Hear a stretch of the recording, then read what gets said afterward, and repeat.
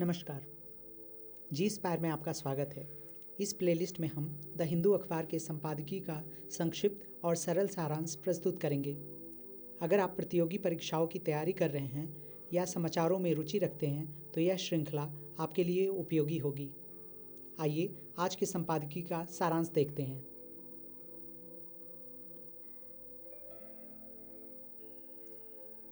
यह लेख महेश सचदेव, जो कि पश्चिमी एशियाई भू राजनीतिक और हाइड्रोकार्बन में रुचि रखने वाले एक सेवानिवृत्त भारतीय राजदूत हैं, उन्होंने यह लेख लिखा है।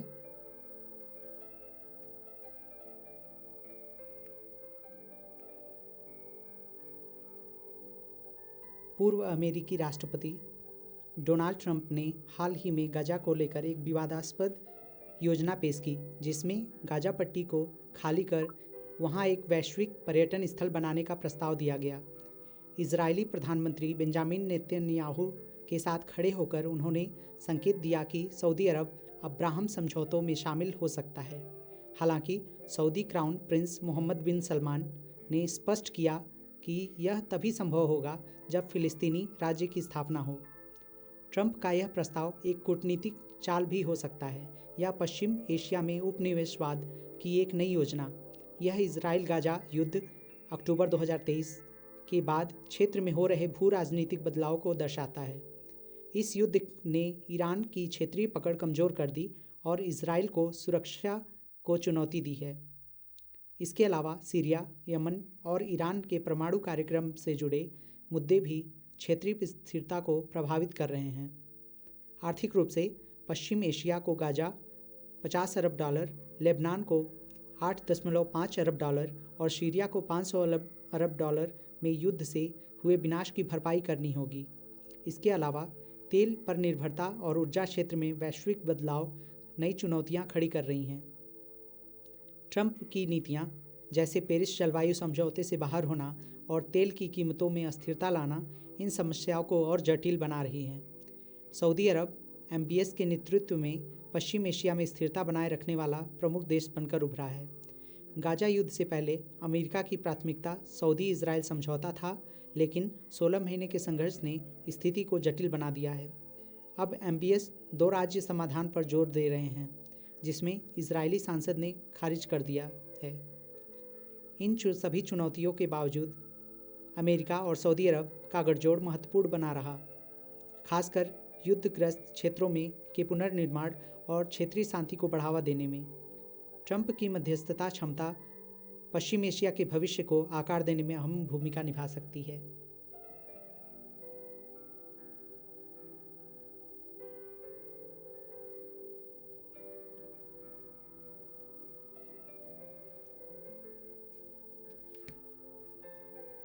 India as a bridge between global north and south. Bharat वैश्विक उत्तर और दक्षिण के बीच एक पुल के रूप में।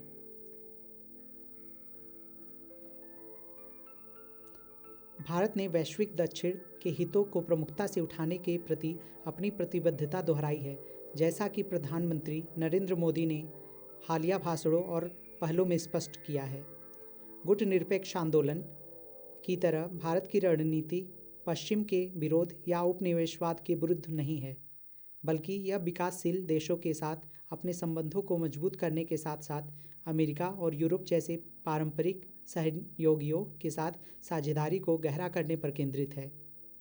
इस बदलाव का एक प्रमुख कारण चीन के साथ बढ़ती प्रतिस्पर्धा है, विशेष रूप से अफ्रीका में, जहां दोनों देश अपनी आर्थिक उपस्थिति बढ़ा रहे हैं। हालांकि भारत केवल चीन का विकल्प बनने के बजाय एक स्वतंत्र वैश्विक शक्ति के रूप में उभरना चाहता है, जो वैश्विक उत्तर दक्षिण विभाजन को पाट सके। इस लक्ष्य को प्राप्त करने के लिए भारत को निम्नलिखित कदम उठाने होंगे। पहला, विकास सहयोग का नया दृष्टिकोण। भारत को समान भागीदारी पर जोर देना चाहिए और विकासशील देशों से सीखने की प्रवृत्ति अपनानी चाहिए, न कि केवल एक ज्ञान प्रदाता की भूमिका निभानी चाहिए। दूसरा, मानव केंद्रित विकास। स्किल इंडिया और मिशन लाइफ जैसी पहलों को दीर्घकालिक क्षमता निर्माण, श्रम शक्ति विकास और स्थिरता को ध्यान में रखकर पुनर्गठित करना होगा। तीसरा, वैश्विक नेतृत्व निर्माण। जैसे भारत ने अफ्रीकी संघ को G20 में शामिल करने में महत्वपूर्ण भूमिका निभाई, वैसे ही उसे अपनी संस्थागत क्षमता को भी मजबूत करना होगा और वैश्विक भागीदारी के साथ मिलकर काम करना होगा। भारत वैश्विक दक्षिण को की आवाज़ बनने की इच्छा रखता है, लेकिन एक प्रभावी नेता बनने के लिए उसे सुनना और सीखना भी होगा। जैसे नॉन अलाइंड मूवमेंट ने विकासशील देशों के लिए तीसरा विकल्प प्रदान किया था, वैसे ही भारत के पास अब एक नया, अधिक समावेशी वैश्विक ढांचा बनाने का अवसर है।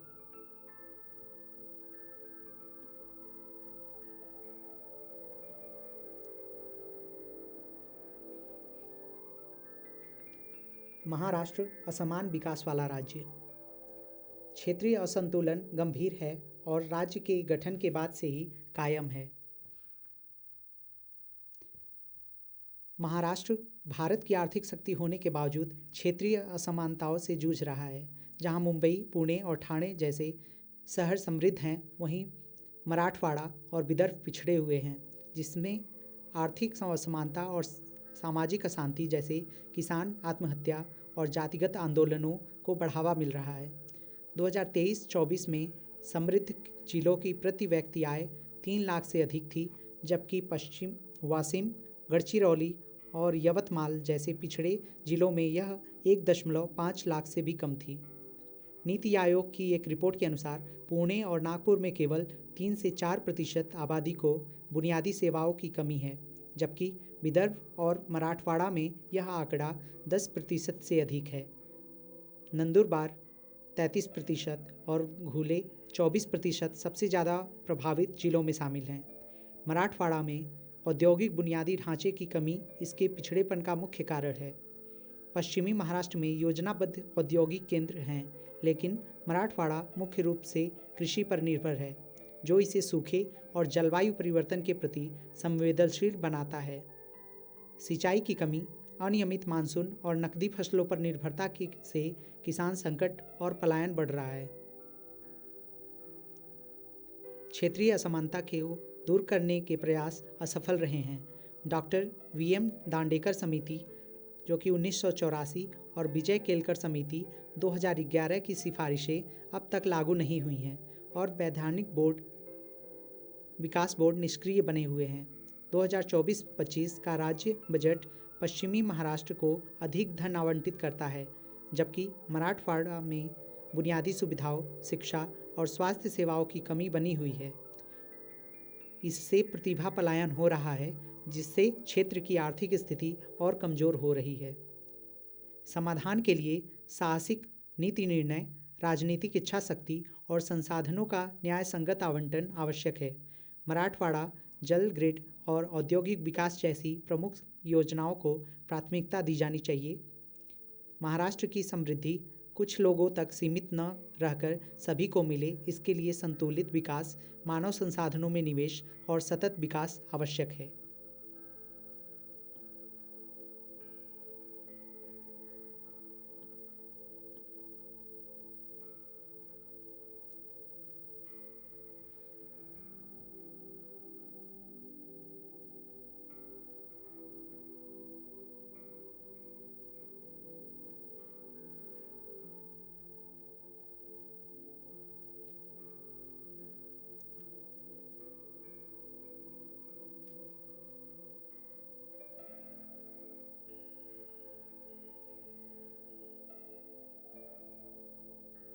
The problem of regulating live-in relationship. Live in संबंधों को विनियमित करने की समस्या। उत्तराखंड में लागू की गई समान नागरिक संहिता के तहत विपरीत लिंगी लिव-इन संबंधों का पंजीकरण अनिवार्य कर दिया गया है और बिना पंजीकरण वाले सहवास को अपराध घोषित किया गया है। हालांकि इस कानून का उद्देश्य कुछ मामलों में सुरक्षा प्रदान करना है, लेकिन इसमें कई समस्याएं भी हैं। सकारात्मक पहलू और समस्याएं।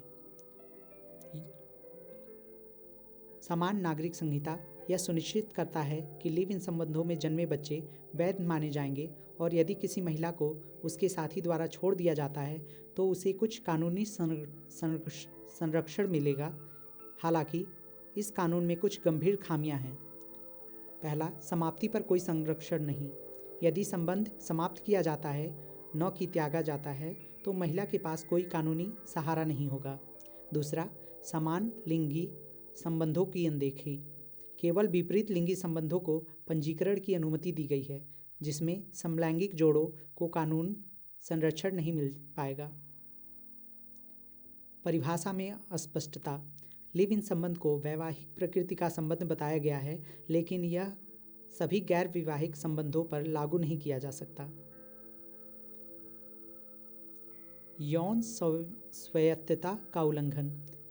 भारत का सर्वोच्च न्यायालय शक्ति वाहिनी बनाम भारत सरकार 2018 के मामले में यह स्पष्ट कर चुका है कि किसी भी वयस्क को अपनी इच्छा से यौन संबंध बनाने की स्वतंत्रता है, बशर्ते कि यह सहमति से हो। लेकिन समान नागरिक संहिता की कुछ धाराएं इस स्वतंत्रता पर प्रहार करती हैं। पहला, युवाओं पर परिवार का नियंत्रण बढ़ेगा। यदि कोई व्यक्ति 21 वर्ष से कम उम्र का है तो उसके माता पिता अभिभावकों को उसके लिव इन संबंध की सूचना दी जाएगी। यह प्रावधान अंतर्जातीय और अंतर्धार्मिक रिश्तों में खतरनाक साबित हो सकता है, क्योंकि इससे ऑनर किलिंग जैसी घटनाओं का खतरा बढ़ जाएगा। दूसरा, राज्य का हस्तक्षेप और पुलिस निगरानी। सभी पंजीकृत लिव इन संबंधों की जानकारी स्थानीय पुलिस को दी जाएगी, जिससे यह संबंध कानून व्यवस्था की समस्या की तरह देखा जाएगा। तीसरा, पंजीकरण न कराने पर दंड मिलेगा। यदि कोई लिव इन जोड़ा पंजीकरण नहीं कराता तो उसे अपराध माना जाएगा, जिसके लिए जेल या भारी जुर्माने का प्रावधान है। इसका निष्कर्ष, दुनिया के अन्य देशों में लिव इन संबंधों का पंजीकरण कल्याणकारी उपायों के तहत किया जाता है, ताकि गैर विवाहित जोड़ों को भी कानूनी अधिकार मिल सके। लेकिन उत्तराखंड समान नागरिक संहिता इसे एक समस्या के रूप में देखता है और इसे नियंत्रित करने का प्रयास करता है। इस तरह यह कानून यौन स्वायत्तता को कमज़ोर करता है और सामाजिक व सरकारी नियंत्रण को और मजबूत करता है।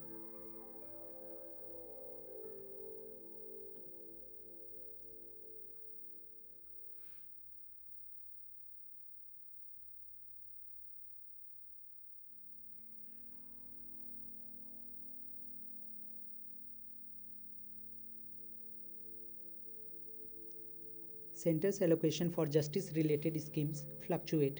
Allocations for modernizing state police forces are severely underutilized.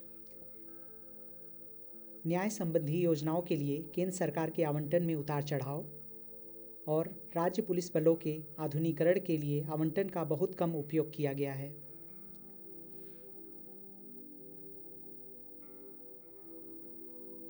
हाल ही में जारी भारत न्याय रिपोर्ट 2025-26 के अनुसार केंद्र सरकार ने 2019 से न्याय से जुड़े कई योजनाओं और परियोजनाओं के बजट आवंटन में लगातार कटौती की है।